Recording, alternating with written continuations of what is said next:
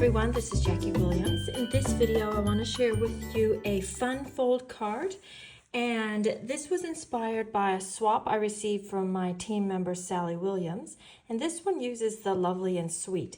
And basically this is what I would call a sliding lock card, similar to the locking box that I shared a few weeks ago. So this little piece slides off, and then the card opens, and then this will just slide back on, and that keeps the card closed.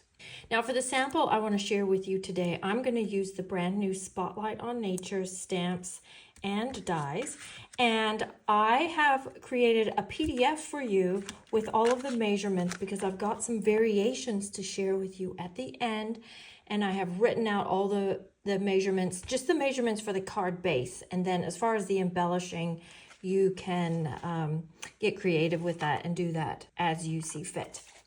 So let's get started with our project.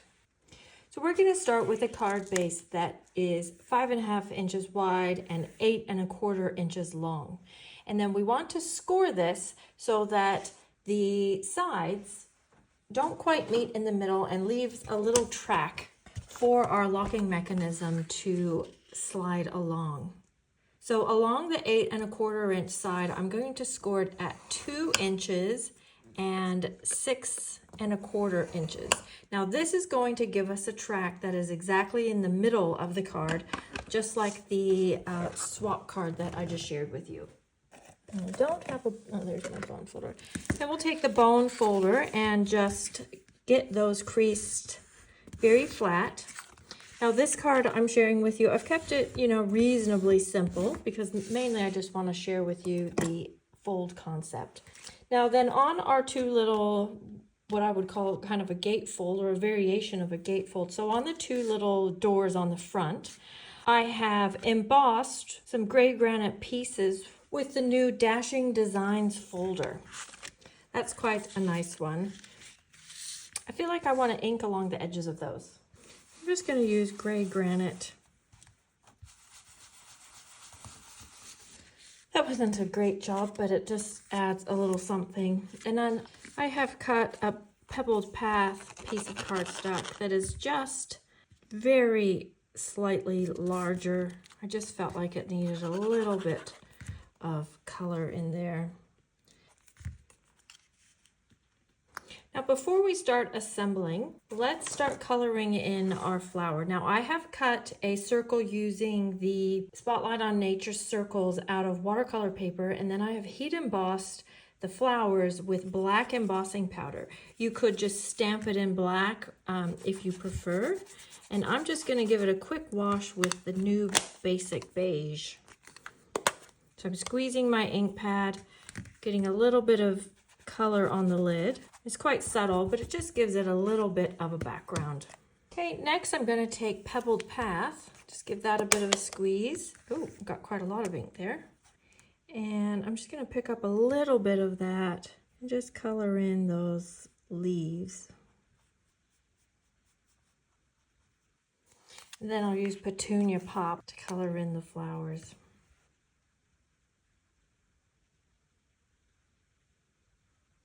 And then I've got a bit of Blackberry Bliss, and I'll just add a little bit darker purple down here at the bottom, like this. Okay, I'm going to set that aside to dry. Then let's carry on with our card. Now I'll put an inner inside the card. Now we don't want to put stamping where it's going to show there through that little slat. So I'm just going to stamp down here at the bottom. And then using Petunia Pop, I'll use that cool butterfly that's in this set and just stamp that up at the top. And just a small detail, I just want to take this little texture stamp and stamp that in Basic Gray. And it's actually kind of pulled some of the color out, and I don't mind that. It's a little bit of a vintagey effect here, but of course you can color in your images and do finish off the projects how you prefer. Now I'm just going to take a little strand of linen thread. Well, actually this isn't linen thread. This is a strand pulled off of the polka dot trim. So it's a little bit of a different color than the linen thread. And I'm just going to tie a double bow with that. And then grab a glue dot. And then let's decide where I want the label to go. Maybe down there at the bottom. So I'm going to put this about like that. And then I'm going to put 2 dimensionals on the back. I don't want to put one where it's going to sit right over that knot, because then it's just a little bit too high. So about like that. Okay, now let's make our mechanism. So one way to make this is to take one of the adhesive strips. These are very useful for cards like this and for a lot of fun fold cards. And just going to lay one across the middle. Depending on how big your gap is, you might be able to do 2, but I find one just seems to move a little easier. I'm going to turn this upside down, but I want to make sure that the flowers are at the bottom. And then this piece, make sure that little strip is going straight across, because then the sides of this card, there we go, going to slide like this. So when that is on, the card is kind of locked closed, and then when you pull it off, then your card will open. So you see how we've just made like a little track for that adhesive strip to run along. I just want to add a couple of embellishments, and I want to use the new adhesive backed texture dots and maybe a few pearls. And there we go. That is the concept of how to make this sliding locked card. Now, I just want to point out before you show you some more samples, to cut these words out, I used the Unbounded Love dies. And this is a really nice one with a few little leaves and decorative pieces, but also has quite a few different sized and shaped labels. So this one is very helpful. Okay, now this is one that I made earlier and made a few more mistakes on. This one I used the Cute Crochet embossing folder and just made it a single layer. So either way you prefer it. And then of course just used a different color combination. Okay, let's look at a few other variations of this project. So for this one, I used the Beach Day bundle, stamps and die set.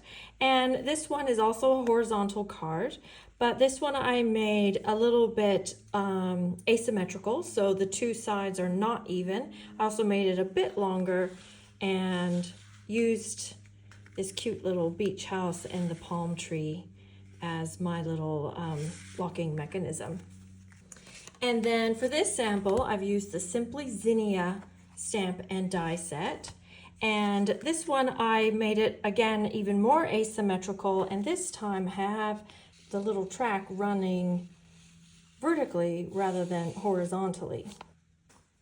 And then my last sample, I've used the Adventurous Sky stamps and dies, and this one was a little bit trickier because this one I have the track running on a diagonal. So I've got our airplane going up into the sky, and you can't really see it. I needed maybe a bigger one, but I have this one sitting on one of the cloud dies, which I thought was quite cute. And then this one opens up and opens up again like this. So this one's got a few more layers to it, but I thought that one turned out pretty cute.